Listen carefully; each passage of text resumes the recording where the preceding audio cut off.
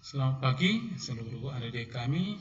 Semoga kamu tetap dalam keadaan sehat. Selamat berjumpa kembali pada pagi hari ini pada pelajaran IPA.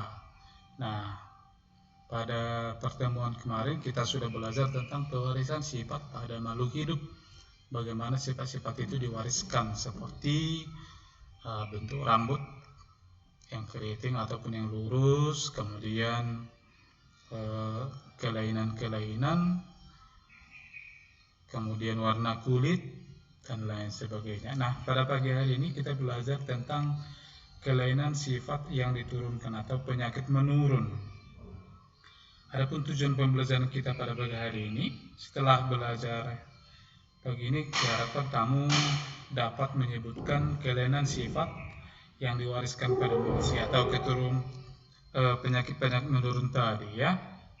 Nah, kelainan sifat pada manusia yang diturunkan atau penyakit menurun, selain sifat fisik, penyakit tertentu juga dapat diturunkan kepada anaknya karena terpaut kromosom, atau bisa dikatakan melekat pada kromosom itu ya.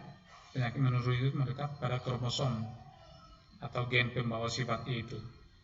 Beberapa sifat penyakit menurun merupakan penyakit yang dibawa oleh gen ya, tidak dapat disembuhkan atau kecil kemungkinannya. Memang iya, tidak ada obatnya. Jadi bagaimana menghilangkan sifat ini, katakanlah penyakit menurun ini, ya misalkan dengan merencanakan pernikahan dengan matang, artinya memilih pasangan yang katakanlah tidak penderita atau bahkan tidak pembawa, artinya dari opung-opungnya itu, dari keturunan-keturunan yang sebelumnya mereka itu tidak ada penyakit menurun itu, maka akan sedikit kemungkinan muncul itu. Tapi kalau opungnya misalkan ada penyakit menurun itu, albino misalkan, atau hemofilia atau buta warna, kemungkinannya dia masih bisa membawa, maka hati-hati. Nah itu dia. Maka perlu sebelum menikah ya rencanakan matang-matang, selidiki bagaimana keturunannya dulu dari opungnya, sehingga dia adakah penderita penyakit menurun. Nah, itu perlu diselidiki ya. Kemudian dapat diturunkan kepada anaknya, iya nama juga penyakit menurun ya, bersifat homozigo resesif atau gen letal. Contohnya itu albino, buta warna, dan hemofilia. Nah, kita lihat langsung yang pertama terkait warna kulit ya. Warna kulit ditentukan oleh kandungan pigmen melanin pada lapisan kulit. Jadi yang menentukannya adalah pigmen melanin. Jadi pigmen melanin berfungsi melindungi kulit dari sinar ultraviolet. Jadi selain memberi warna pada kulit, pigmen melanin juga melindungi kulit dari sinar ultraviolet, sengatan matahari ya. Semakin banyak pigmen melaninnya, maka kulit akan semakin gelap. Ya, semakin banyak pigmen melaninnya maka kulit akan semakin gelap ya. Gen pembawa sifat gelap pada kulit adalah A besar, B besar, dan C besar. Sementara sebaliknya, A kecil, B kecil, dan C kecil adalah gen untuk warna terang. Albino merupakan kelainan yang disebabkan tidak adanya zat warna atau pigmen melanin tadi ya, zat pemberi warna pada kulit itu. Gen pembawa sifat albino adalah A kecil. Jadi kalau A besar dia itu merupakan normal dia ya. Kemudian A besar A kecil carrier atau pembawa pigmen, pembawa sifat albino tadi ya. Kemudian A kecil merupakan penderita albino. Nah, kita lihat contohnya ini. Penderita albino rentan terkena kanker kulit. Kulit mudah melepuh jika terpapar sinar matahari, dan sebagian mengalami gangguan penglihatan.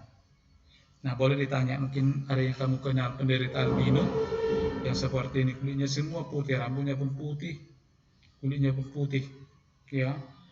Boleh ditanya apakah memang seperti itu pengalaman mereka. Nah, bagaimana penyakit albino itu diturunkan, bisa kita lihat pada contoh berikut ini. Perselisihan antara dua individu normal heterozigot. Normal di sini dalam artian adalah dia kulitnya itu nampak normal, namun secara genotifnya dia sudah karier atau pembawa, ada A kecilnya di sini. Nah, bagaimana jika menikah yang seperti ini? Kelihatan dia normal, rupanya di dalam sudah membawa dia. Bagaimana kemungkinan keturunannya? Maka kita tentukan dulu gametnya A besar A kecil, A besar A kecil, ya. Maka keturunannya itu A dengan A besar A besar dengan A kecil, A besar A kecil, A kecil dengan A besar besar A kecil, A kecil dengan A kecil, A kecil, A kecil. Maka 75% itu keturunannya itu adalah normal. Atau pada kulitnya itu tidak ada nampak albinonya. Tetapi dia sudah 50% kemungkinannya ini sudah pembawa, dia karier, ya. Nah, 25% kemungkinannya anaknya adalah albino. Itu dia, 1/4%, ya. Kemudian hemofilia. Tadi aku sudah bilang hemofilia ini merupakan kelainan dengan ciri darah penderita sulit menggumpal ketika terjadi luka pada bagian tubuh. Nah, gen hemofilia ini terpaut atau melekat pada kromosom X. Nah, sering ditandai dengan lambang X H kecil. Jadi kalau XX tadi wanita normal, maka XH itu wanita karier atau pembawa. Atau bisa saja XH kecil X itu sama, ya. Dimanapun salah satu X-nya ini terpaut hanya sudah wanita karier dia. XH itu sudah wanita penderita hemofilia. XY laki-laki normal, XHY laki-laki penderita hemofilia. Kita lihat contohnya, seorang laki-laki normal menikah dengan wanita karier atau pembawa gen hemofilia. Bagaimanakah sifat keturunannya? Jawab, laki-laki tadi normal, XY, wanita tadi karier, pembawa, XHX, ya, ada hemofilianya di sini. Maka gametnya untuk laki-laki XY, untuk perempuan XH dengan X. Bagaimanakah persilangannya? Kita lihat pada slide berikut. XH dikawinkan dengan X, tadi laki-lakinya XY, perempuannya XH, X, ini gametnya tadi, ya. XH dengan X, maka X, XH. XH dengan Y, XH, Y. X dengan X, XX. X dengan Y, XY. Maka kita lihat fenotipnya, ya. Genotipnya tadi XXH besar, XXH ini dia merupakan fenotipnya dia wanita karier. Artinya dia tidak hemofilia, tapi sifat hemofilia itu dibawa dia, terpaut di gennya, ya. XHY lelaki hemofilia, ini sudah penderitanya, ya. XX wanita normal, XY laki-laki normal. Masing-masing ini kemungkinannya 25%, ya. Itulah hemofilia atau susahnya menggumpal darah, ya. Yang terakhir, buta warna merupakan kelainan seseorang yang tidak dapat membedakan beberapa warna dengan baik. Nah, di antara kamu yang sudah buta warna, coba lihat dulu gambar ini, perhatikan yang dua gambar ini. Masih bisa kamu lihat angkanya? Kalau masih bisa dilihat angkanya, berarti masih bagus matanya. Kalau sudah sama semua warna, berarti sudah buta warna. Kalau kamu masih bisa melihat angka 12 di sini dan di sini angka 9, matamu masih sehat seperti Bapak, ya. Kelainan buta warna diakibatkan gen yang berada pada kromosom X, ya, sama seperti hemofilia tadi. Dia terpaut di kromosom X. Biasa disimbolkan XCB. CB itu singkatan dari color blind. Blind itu buta. Color warna.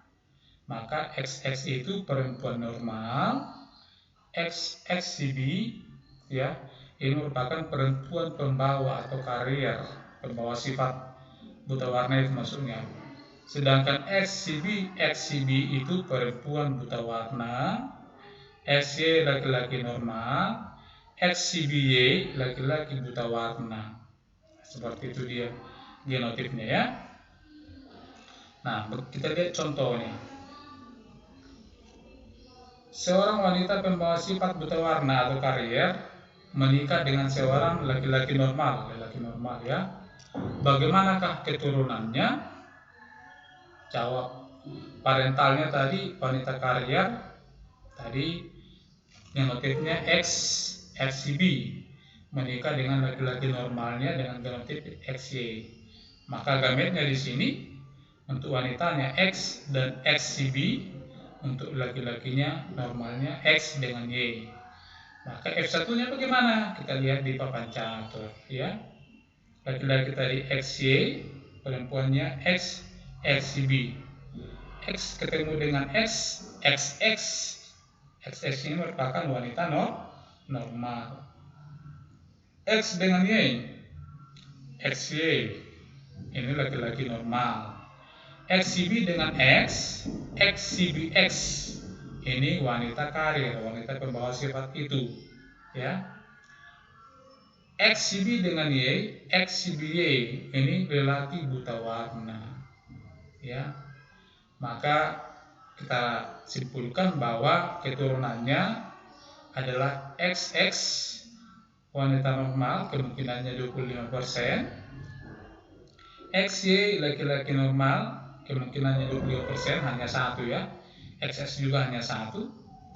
XCBX satu juga, wanita pembawa atau karier, kemungkinannya 25%. Sedangkan XCBY, laki-laki penderita buta warna, kemungkinannya juga 25%. Nah, begitulah ya, penyakit menurun itu diturunkan pada manusia.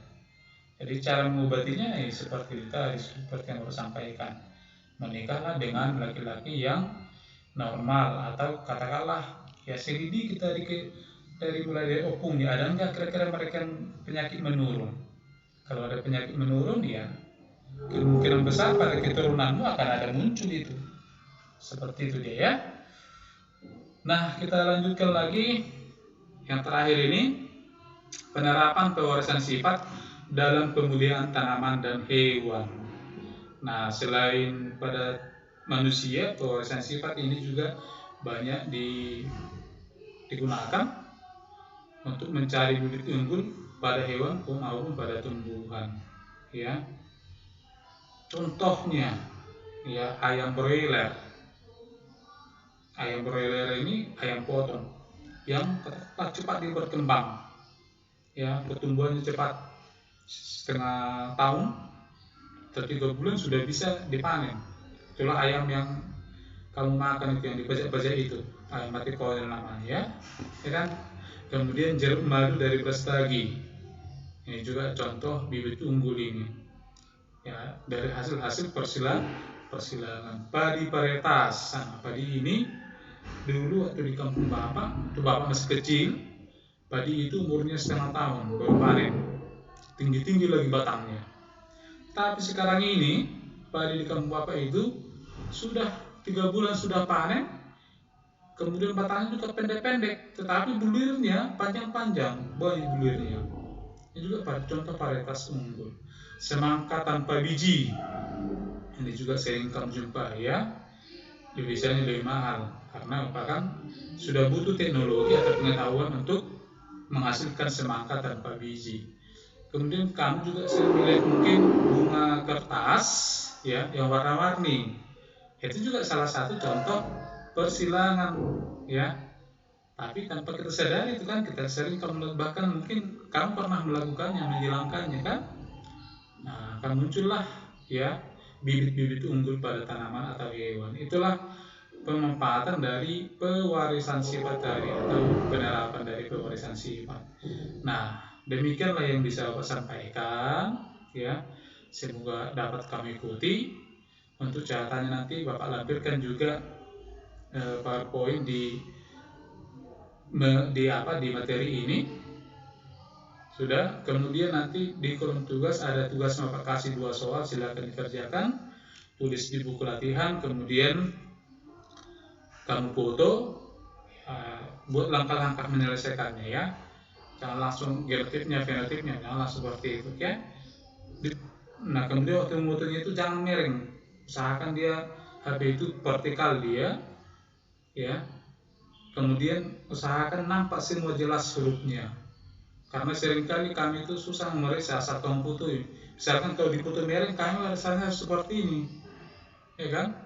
Atau tidak nampak tulisannya terakhir, ya karena tidak nampak tulisannya mungkin-mungkinannya agak disalahkan atau kurang maksimal pemeriksaannya kan. Nah, oleh karena itulah maka silakanlah ya usahakanlah sebagus mungkin ya. Demikian yang bisa saya sampaikan. Sekali lagi selamat bertemu next time, semoga COVID cepat berlalu sehingga kita bisa bertemu. Tetap terapkan protokol kesehatan, jaga kesehatan di rumah ya. Demikian, selamat pagi untuk kita semua. Terima kasih.